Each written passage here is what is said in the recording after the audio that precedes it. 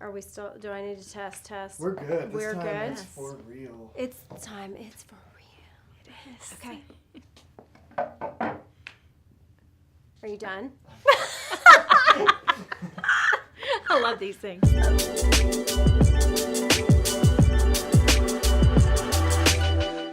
Welcome to Lifestyle Profiles. I'm Wendy McGowan Ellis, and today our guest is Dawn Cruzan with Camp Craig Allen. Dawn, welcome. Thank you so much for coming to the show today. Thank you for having me. Absolutely. It is an honor. Absolutely. Well, we want to know your story. So tell us how you got to Frisco and When what and your where. background is here. Yes.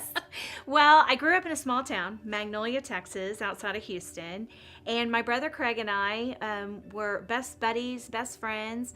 And we grew up in that small town. And he was one of the first people in Magnolia that had a physical disability in a motorized, what they call electric wheelchair back then. So we grew up, we were the pioneers for education and advocacy in a small town. And Craig passed away in 1989. He was 22. And I brought my family up to North Texas, so I raised my 3 kids in another small town, Right. In Aubrey. Okay. It's growing really big now, but it was very, very small it was town. Tiny back then, I'm sure. And then in 2012, this man was running for an office, and some people might know him, Pat Fallon. He knocked on my door. And we started having a conversation of what I did, what he did. And I said, you know, I run a nonprofit and we serve those with physical disabilities. And he said, really, where is it? And I said, well, we're hoping to be, you know, west of I-35 in the Denton-Sanger area. And he said, well, have you been to Frisco? And I said, Frisco, that place with the mall in the middle of nowhere? No, I haven't. Not since they opened the mall. And so he said, would you please come and check out Frisco, bring your dream. And that really, he challenged me to that. It was a couple weeks later that I drove to Frisco, and it was love at first sight. So Camp Craig Allen is named after your brother. Yes. I did Craig not know Allen. that. That's great information to know. So have you always been in the nonprofit space, or was this a move, a passion from your heart? Well, actually, I've always been a servant leader, and I love Jesus and I love serving people. So that has been a part of me since I was a little girl. When my brother was diagnosed, he was 6.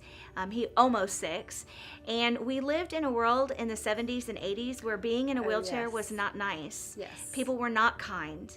And I knew from a very early age, I was 7 years old and I was modifying and adapting so my brother could do things. Right. Back then, he was terminal. He was diagnosed as being terminal, and he wouldn't make it to even be a teenager. So I took a very active role in his life, being his caregiver, his PT, his therapist, his nurse, his cheerleader. And we really had that foundation. I had that foundation as a very little girl to be an advocate and work with him to give him a quality of life. And he lived to be 22, which back then that was pretty unheard of. So tell us about the people that you serve with Camp Craig Allen. What kinds of disabilities are you servicing with the organization? We serve the most overlooked. And when I say overlooked, that word in our mission statement, that was formed by those with disabilities, and they were young adults, and that was the word that they chose. Our original board, we sat together and really talked about who we would serve, what that mission would look like.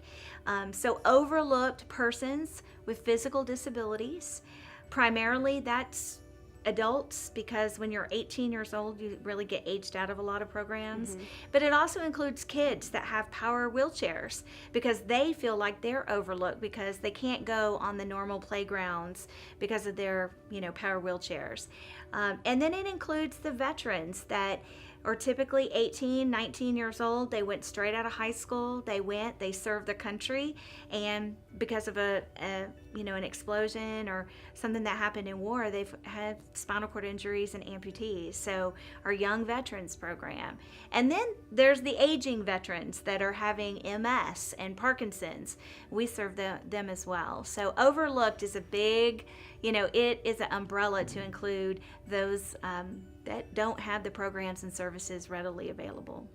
Now, I know you've got an event coming up here in October. This is an annual huge thing in Frisco. Huge. The barbecue cook-off Yes. contest shenanigans. Like it's a Cook-off whole weekend. and music fest. And music fest. Yes. Okay, so tell us about this. Tell us how we can get involved. And I've got to hear what all is being judged. Okay, well, the Barbecue Cook-Off is our 11th year at Toyota Stadium. We did 8 years at the Bass Pro Shop, and then we expanded so large in our cook-off that we brought it to Frisco. And of course, moving here in 2012, we got engaged with the community. So our cook-off was built on the foundation of fellowship and barbecue and bringing people together. So it's not just, a barbecue cook-off that's fun and engaging, and we partnered with Melody of Hope to bring our music fest.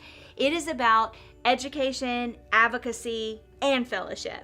So not only will the barbecue teams be competing in 17 categories. 17, from beans, barbecue sauce, margaritas, Bloody Marys, and all the meat categories.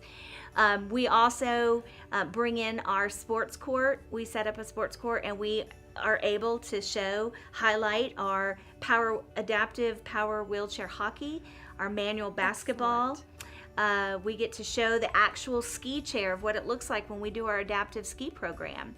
Wow. And we bring in our little miniature horses, which are our minis and friends, and we get to highlight some of the programs that we do when we go and have a camp session. So it's exciting. Our goal is to build a facility here in Frisco that we hope to have a campus, and we can do programs and services year-round. In the meantime, in 2011, we leased the Collin County Adventure Camp, and we have many programs out there throughout the year. And then we ski on lakes across North Texas. We have all kinds of collaborations with other nonprofits that we utilize their resources as well. So how can someone from Frisco who either has a disabled child or family member, how can they get involved with your organization? And how can I get involved as a volunteer or a donor? So go to our website. The website has a lot of information, campcraigallen.org.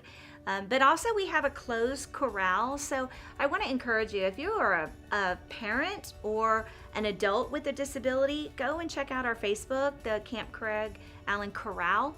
It's private and it's closed, but it allows some, fellowship and really being able to resource share and ask those questions that maybe you can't ask. And then, of course, just our regular Facebook page. We have a radio show every Tuesday on KVGI, and that is every Tuesday at noon.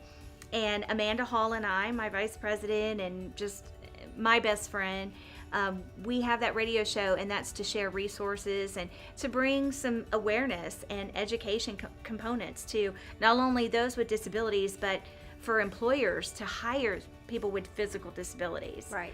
Well, Dawn, thank you so much for being with us today. This was a pleasure, a joy. Come out to the barbecue festival, barbecue and music festival, and in Toyota Stadium, and come and eat and get your barbecue on. Thank you so much. $10 all you can eat on Saturday. Only $10. Only $10. I love it. Dawn, thank you so much. Thank you for being here.